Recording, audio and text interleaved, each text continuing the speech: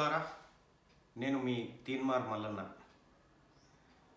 చాలామంది మిత్రులు అడుగుతూ ఉన్నారు, ఎటుపోయినావు మల్లన్న, కనిపిస్తలేవు, క్యూ న్యూస్లో వార్తలు రావటం లేదు, మీ వార్తల కోసం మేము వెయిట్ చేస్తున్నాము అని చెప్పి చాలామంది మిత్రులు అడుగుతూ ఉన్నారు.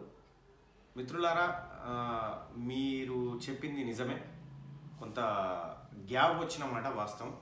కాకపోతే నాకు కొన్ని వ్యక్తిగత పనుల వల్ల, వ్యక్తిగత కారణాల వల్ల మీ ముందుకి రాలేకపోయాను.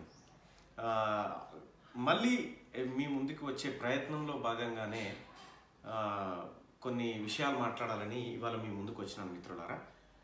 అయితే ఎవరైతే రాజకీయాల పట్ల ఆసక్తిగా ఉన్నారో, రాజకీయాల వెనకాల ఉన్న కుట్రలను, కుతంత్రాలను తెలుసుకోవాలనుకుంటున్నారో మిత్రులారా, వాళ్ళ కోసం ఈ వీడియో ఒకటి చిన్నది. తెలంగాణ రాష్ట్రంలో ఎన్నికలు అయిపోయినాక ఫలితాలు వచ్చిన తర్వాత, టీఆర్ఎస్ పార్టీ అధికారంలోకి వచ్చిన తర్వాత ముఖ్యమంత్రి గారు పదే పదే ఒక మాట చెప్తా ఉన్నారు, చంద్రబాబు నాయుడుకు రిటర్న్ గిఫ్ట్ ఇస్తానని చెప్తా ఉన్నాడు.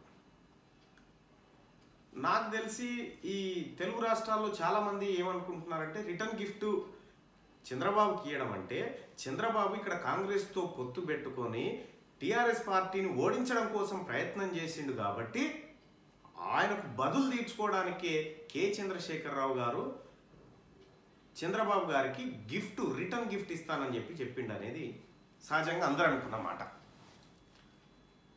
కానీ కేసీఆర్ ఇవ్వబోతున్న గిఫ్ట్ ఏందో తెలుసా? చంద్రబాబు నాయుడిని మళ్ళీ తిరిగి అధికారంలోకి తేవడమే కేసీఆర్ గారి లక్ష్యంగా కనిపిస్తూ ఉంది ఒక రకంగా చూస్తుంటే. అసలు కేసీఆర్కు చంద్రబాబుకు పడదు కదా మల్లన్న, వాళ్ళకు నిప్పు ఉప్పు లెక్కనే ఉంది కదా, ఇప్పుడు అది ఎట్లా సాధ్యము అని సాధారణంగా మనకు అనిపిస్తుంది. కానీ సాధ్యం ముమ్మాటికి. కేసీఆర్, చంద్రబాబు నాయుడు వీళ్ళిద్దరు వేరు కాదు, వీరిద్దరూ ఒకటే. మరి రిటర్న్ గిఫ్ట్ సంగతి ఏంటంటారా? రిటర్న్ గిఫ్ట్ అంటే చంద్రబాబు నాయుడిని తిరిగి అధికారంలోకి తీసుకురావడమే కేసీఆర్ ఇవ్వబోతున్న రిటర్న్ గిఫ్ట్ తన మిత్రుడు చంద్రబాబుకి. ఎట్లు ఇస్తాడు, ఎందుకు ఇస్తాడు, ఈ ప్రశ్నలు రేజ్ అయితే మనలో. వాస్తవం మీరు అనుకుంది కూడా. తెలుగుదేశం పార్టీ ఆంధ్రాలో అధికారంలో ఉన్నది, ఇక్కడ కేసీఆర్ గారు అధికారంలో ఉన్నారు 2014 ఎన్నికల తర్వాత. ఆంధ్రాలో చంద్రబాబు నాయుడు గారు అధికారంలో ఉన్నప్పటికీ తెలంగాణలో టీడీపీని కాపాడుకోలేకపోయాడు. మొన్నటి ఎన్నికల ఫలితాల్లో చూసారు, దాదాపుగా స్మాష్ అయినంత పని అయిపోయింది తెలుగుదేశం పార్టీ. కాబట్టి చంద్రబాబు నాయుడు మళ్ళీ అధికారంలోకి వచ్చిన కేసీఆర్ రాజకీయ వారసుడైనటువంటి కేటీఆర్కి ఎలాంటి ముప్పు లేదు. ఎందుకంటే చంద్రబాబు నాయుడు తెలంగాణలో పార్టీని విస్తరించే ఆలోచన దాదాపుగా విరమించుకున్నాడు. మరి కేసీఆర్ రాజకీయ వారసుడైనటువంటి కేటీఆర్కు ఎవరితోని ముప్పు ఉంది, ఏ పార్టీతోని ముప్పు ఉందనంటే ముమ్మాటికి వైఎస్ఆర్ కాంగ్రెస్ పార్టీతోనే ముప్పు ఉంది. ఒకవేళ జగన్మోహన్ రెడ్డి అధికారంలోకి వస్తే ఆంధ్రప్రదేశ్ రాష్ట్రంలో తెలంగాణలో ఉన్న రెడ్డి కమ్యూనిటీ మళ్ళీ యాక్టివ్ అయ్యే పరిస్థితికి వస్తుంది.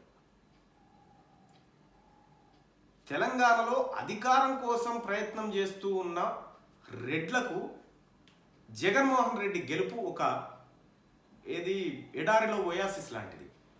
ఆయన గెలిస్తే తెలంగాణలో రెడ్లు బలపడతారన్న విషయం కేసీఆర్కు తెలుసు. ఒకవేళ రెడ్లు బలపడితే తన కొడుకైనటువంటి కల్వకుంట్ల తారక రామారావు గారి రాజకీయ తోవకి అడ్డొస్తారన్న విషయం బహుశా కేసీఆర్ గారికి తెలిసే ఉంటుంది. అందుకోసమే ఎట్టి పరిస్థితిలో ఆంధ్రప్రదేశ్ రాష్ట్రంలో జగన్మోహన్ రెడ్డిని అధికారంలోకి రాకుండా అడ్డుకోవాలని ప్రయత్నం చేస్తున్న వాళ్ళలో మొట్టమొదటి వాడు గౌరవ కల్వకుంట్ల చంద్రశేఖరరావు గారు. ఎస్, ఒక క్షత్రియునికి, ఒక రాజ్య పాలకునికి సహజంగానే ఇట్లాంటివి ఉంటాయి. పక్క రాష్ట్రం నుంచి దండయాత్ర జరగవచ్చు, ఎక్కడి నుంచైనా ఇక్కడి కేసీఆర్ వ్యతిరేక శక్తులకు ఒక ఆర్థికపరమైన లేకపోతే కొన్ని రకాలైన శక్తులు ఆడై వాళ్ళు అధికారంలోకి వచ్చి దండయాత్ర చేసి ఈ కేసీఆర్ గారు నిర్మించుకున్న సామ్రాజ్యాన్ని కూల్చే అవకాశాలు ఉంటాయి. కాబట్టి కేసీఆర్ గారు ఈ ఎత్తు చేసిండని అనుకోవచ్చు. ఇక రెండో అంశం తీసుకుంటే రిటర్న్ గిఫ్ట్ అనేది ముమ్మాటికి ఆంధ్రప్రదేశ్ రాష్ట్రంలో చంద్రబాబు నాయుడిని తిరిగి అధికారంలోకి తేవడమే కేసీఆర్ రిటర్న్ గిఫ్ట్. ఇదొక అంశం.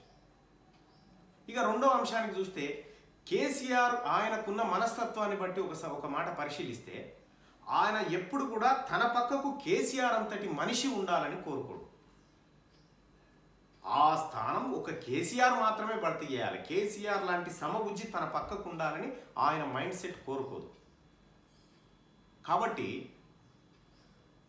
రేపు జరగబోతున్న పార్లమెంట్ ఎన్నికలలో పక్క రాష్ట్రమైనటువంటి ఆంధ్రప్రదేశ్, ఈ రాష్ట్రమైనటువంటి తెలంగాణలో దాదాపుగా 17 ఎంపీ స్థానాలు ఉన్నాయి. ఆంధ్రప్రదేశ్లో దాదాపుగా 25 స్థానాలు ఉన్నాయి. ఈ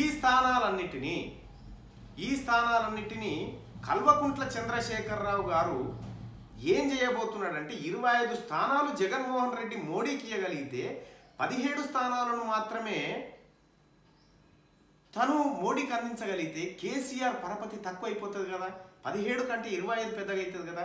అందుకోసమే ఆంధ్రప్రదేశ్ రాష్ట్రంలో ఎంపీలను తెలుగుదేశం పార్టీ వైసీపీ మధ్య 12-12 గానో 13-12 గానో లేకపోతే ఎట్లన్నా చీల్చే ప్రయత్నం కల్వకుంట్ల చంద్రశేఖరరావు గారు చేస్తారు. ఎందుకంటే మోడీ దగ్గర తనకున్నటువంటి 16 బలమే పెద్దగా ఉండాలి కాబట్టి ఆయన చేసే ప్రయత్నం. అంటే ఆంధ్రప్రదేశ్ రాజకీయాన్ని తన భవిష్యత్ అవసరాల కోసం కల్వకుంట్ల చంద్రశేఖరరావు గారు వాడుకుంటారు అనేది నేను ఇప్పుడు మీకు చెప్తున్న విషయం అన్నట్టు. థ్యాంక్ యూ మిత్రులారా. మరొక అంశంతో మళ్ళీ మీ ముంగటికి వస్తాను.